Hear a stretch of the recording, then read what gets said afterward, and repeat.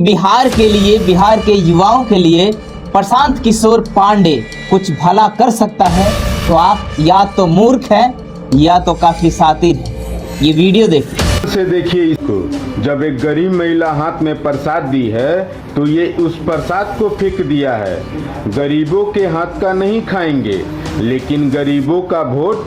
किस प्रकार से गांव की जो वंचित महिलाएं हैं, गरीब घर की महिलाएं हैं, इनको सम्मान पूर्वक तिलक लगाकर हाथों में प्रसाद दिया, तो ये किस प्रकार से हाथ को पीछे करके ये आदमी प्रसाद को फेंका है।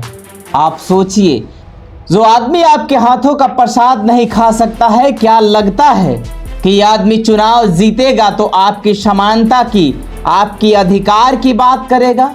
अगर आपको ये वीडियो देखने के बाद ये लगता है कि प्रशांत किशोर पांडे निष्पक्ष है, तो आप भ्रम में जी रहे हैं। क्योंकि आपको एक बार ये सुनने में आया होगा, एक बार आप सुने ही होंगे कि किस प्रकार से चोरी चकारी शब्द को चोरी चमारी कहा था। उसी समय ये निश्चित हो गया था कि ये व्यक्ति जातिवादी है। दूसरा रूप यहाँ भी देख सकते हैं कि किस प्रकार से गांव की, समाज की महिलाओं को हाथ से लिया हुआ प्रसाद को फेंक देता है। सोचिए कितना भेदभाव है। अगर ये प्रसाद को खा लेता तो क्या लगता, उसमें जहर मिला हुआ था या कुछ और उसमें मिला हुआ था जो इसके स्वास्थ्य के लिए हानिकारक था? बल्कि स्वास्थ्य के लिए हानिकारक ये नहीं था, बल्कि इसके दिमाग में जो जातिवादी मानसिकता कीड़ा पनप रहा है और घर बना के बैठा है, वो इसे इजाज़त नहीं देता है कि किसी गरीब घर की महिला की या किसी गांव की महिला के हाथों का कुछ छुआ खाए। आप सोचिए, आगे जाने के बाद ये आदमी अपने माथे का तिलक तक मिटा देता है। सोचिए, मुझे इस पे कोई आपत्ति नहीं है कि ये तिलक क्यों मिटाया। हो सकता है गांव में बहुत सारे समाज के, बहुत सारे धर्म को, बहुत सारे रिलीजन को मानने वाले लोग हैं, तो अपने आप को सेकुलर रखने के लिए ये काम किया होगा। लेकिन जब तिलक से प्रॉब्लम है और तिलक से ये लगता है कि दूसरे धर्म की भावनाओं को ठेस पहुंचेगा, तो आखिर टोपी से इतना क्यों प्रेम है? टोपी लगाने के बाद ही सब समाज में या वीडियो आता है तो वहां भी इसको टोपी निकालना चाहिए। ये दोहरा चाल चरित्र क्यों?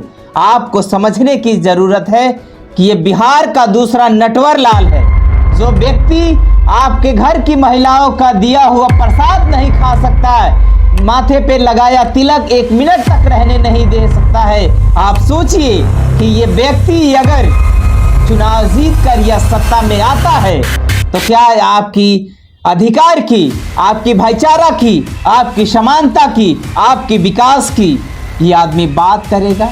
अगर ये अभी भी लगता है कि ये आदमी विकास करेगा तो आप भ्रम में जी रहे हैं।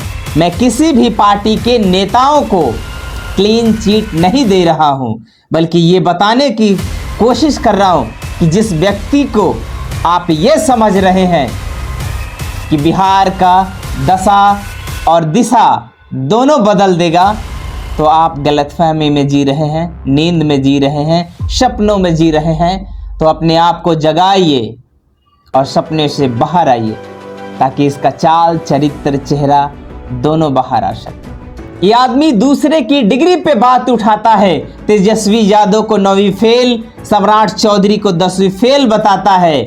लेकिन जैसे ही एबीपी न्यूज़ के एक रिपोर्टर ने इसके बारे में पूछा, इसकी हवाइयाँ उड़ने लगी और ये इंटरव्यू छोड़ के भाग गया। मैं ये कोट नहीं कर रहा हूँ कि किसी उम्मीदवार को पढ़ा लिखा ज़रूरी है, राजनीतिक समझ होना ज़रूरी है, क्योंकि संविधान में किसी भी आर्टिकल में, किसी भी धारा में एक उम्मीदवार को ये नहीं लिखा गया कि वो 10वीं फेल होना चाहिए, 8वीं पास होना चाहिए या मैट्रिक पास होना चाहिए, बल्कि उसके राजनीति की समझ अच्छी होनी चाहिए। अगर राजनीति समझ अच्छी हो तो अपने क्षेत्र की, अपने राज्य की विकास के बारे में भली भांति सोच सकता है। आप बहुत सारे लोगों को देखे होंगे, पढ़े लिखे लोग को भी देखे होंगे कि कितनी जातिवादी मानसिकता के लोग होते हैं, तो क्या उनसे उम्मीद रखते हैं अपने विकास की? उदाहरण के तौर पे प्रशांत किशोर पांडे को ले सकते हैं। आप सोचिए कि बिहार के भविष्य इस आदमी के हाथों में सौंपना चाहते हैं या नहीं। अगला सवाल ये है कि बिहार के मुख्यमंत्री के रूप में आप किसे देखना चाहते हैं? कमेंट में ज़रूर बताइएगा। धन्यवाद।